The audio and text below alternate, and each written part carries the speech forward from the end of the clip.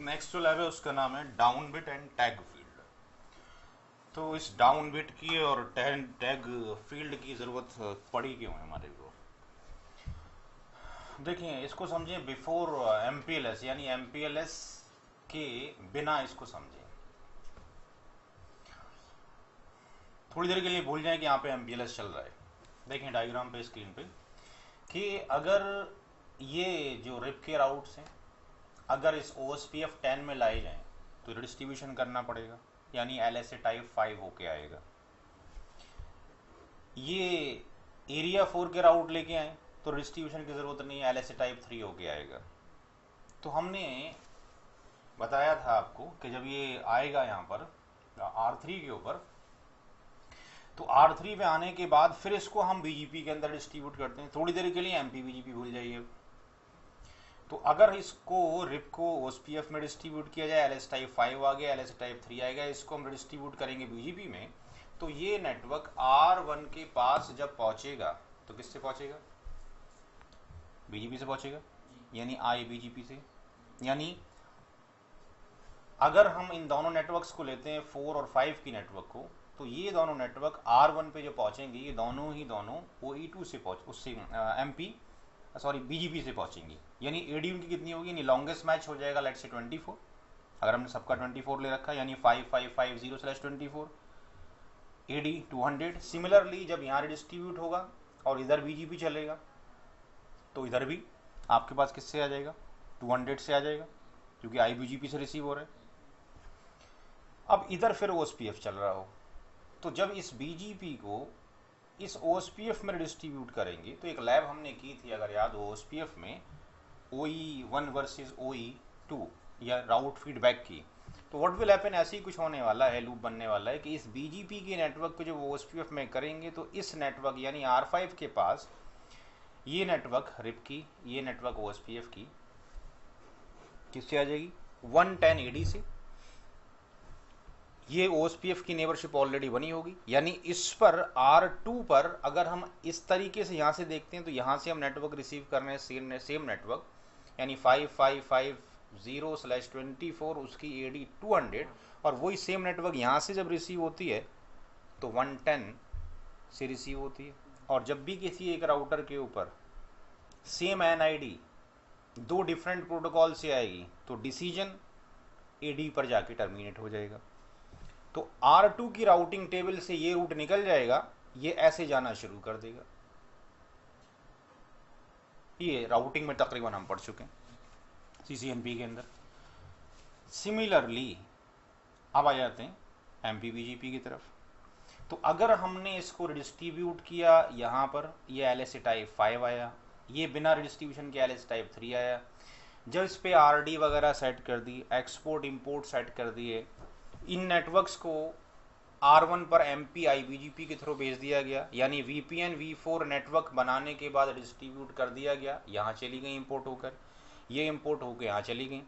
तो अगर हम R2 और R1 के ऊपर show IP BGP VPN V4 all चलाते हैं तो ये नेटवर्क हमें 3 से नज़र आ जाएगी। और अगर हम show IP route VRF CCI देखते हैं यहाँ पे, बिकॉज ये नेटवर्क्स कहाँ पे कॉल होंगी? इस VRF के अंदर कॉल होती हैं, इंपोर्ट की जाती हैं। तो show IP route VRF CCI के अंदर हम देखेंगे तो ये वाली नेटवर्क इनकी AD कितनी मिल रही होगी? हमें 200 मिल रही होगी।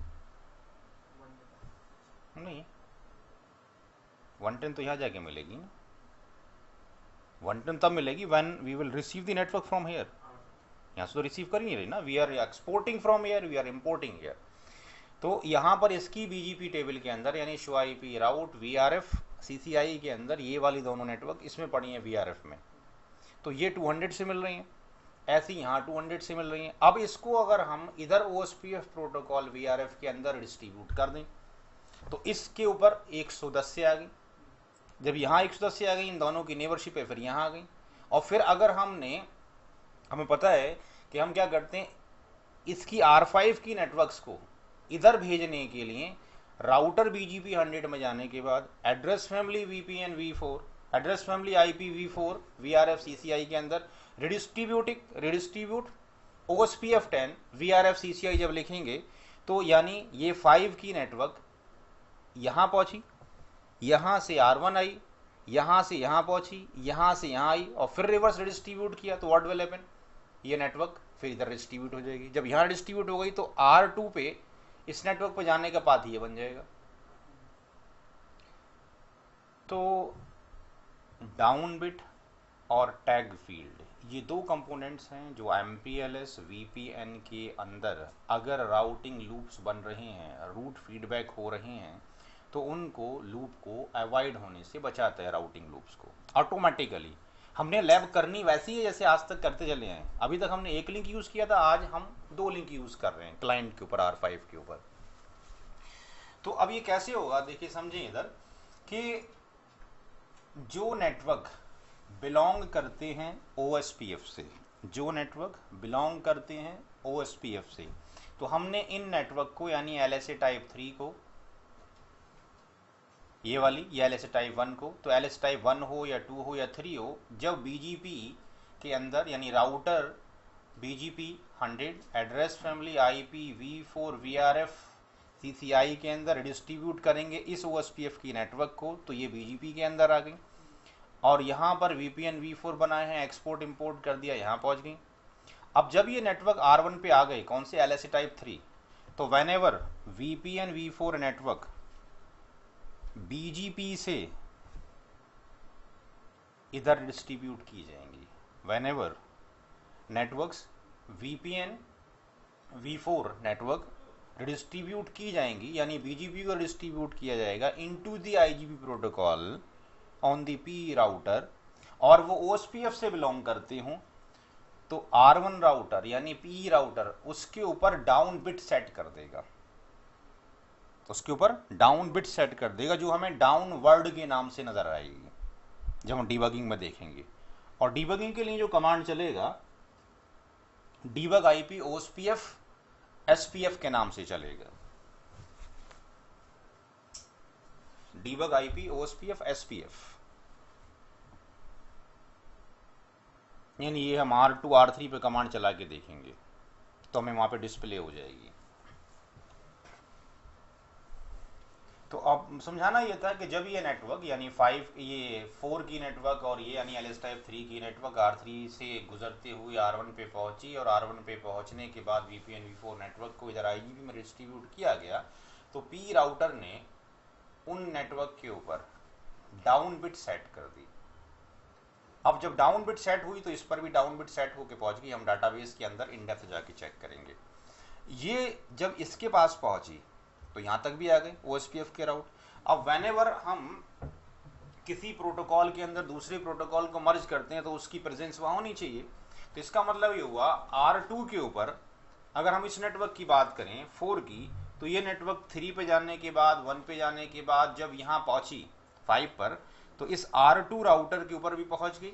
तो R2 राउटर में हमारे पास ये वाली नेटवर्क भी OSPF से मौजूद होगी।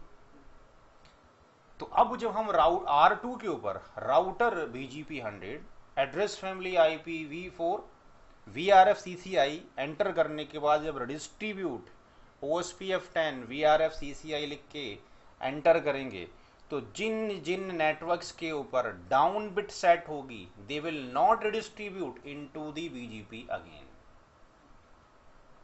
तो ये लूप यहाँ बंद हो गया। अब दूसरा टैग फील्ड का इस्तेमाल कहाँ होगा? टैग फील्ड का इस्तेमाल किया जाता है जो नेटवर्क OSPF से बिलोंग नहीं करती, या OSPF से तो बिलोंग करती हैं बट उनका प्रोसेस ID डिफरेंट रहा हो, डिस्ट्रीब्यूट हो गया, यानी एनी नेटवर्क जो LSA टाइप 5 से मौजूद है। तो अगर 5 की नेटवर्क को देखें या डिस्ट्रीब्यूट करते हैं LSA टाइप 5 से मौजूद है, तो अब इसको डिस्ट्रीब्यूट जब BGP में कर देंगे ये नेटवर्क फिर R1 पे आ जाएगी। तो अब ऐसी नेटवर्क के ऊपर कैसे काम किया जाए? तो अब हम क्या करेंगे कि R1 राउटर के ऊपर जब राउटर OSPF में जाने के बाद, यानी राउटर OSPF यानी आपके पास राउटर OSPF 10 VRF CCI के अंदर जाके एंटर के डिस्ट्रीब्यूट BGP जो हम लिखेंगे, और ये एक्सटर्नल नेटवर्क जब आएगी तो ये P राउटर क्या करेगा, जब हम show IP OSPF database command चलाते हैं तो LSA टाइप 5 में एक टैग फील्ड होती है जो 0 डिस्प्ले होती है LSA टाइप 5 के अंदर, एक्सट्रीम राइट के अंदर। उसमें ये क्या करेगा, R1 अपना AS कॉपी कर देगा, R1 will copy the AS 100 number copy कर देगा उसके अंदर। तो अब जब ये OSPF डाटाबेस में आया, कौन सा नेटवर्क, 5 का नेटवर्क, जब इसके पास पहुंचा तो टैग फील्ड के अंदर AS 100 छुपा हुआ है।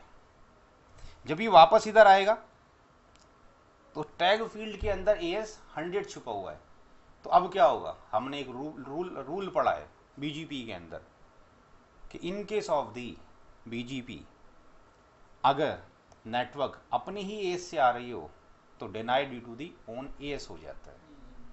तो यहाँ फंडामेंटल क्या हुआ, ये जो टैग लगाया गया ये किसने लगाया, VPN V4 के ऊपर टैग लगा। तो अब जब ये नेटवर्क यहाँ पहुँचेगा और ये इधर आएगा तो इसको पता लग जाएगा कि VPN V4 जो टैग है ये तो AS के बराबर हो गया।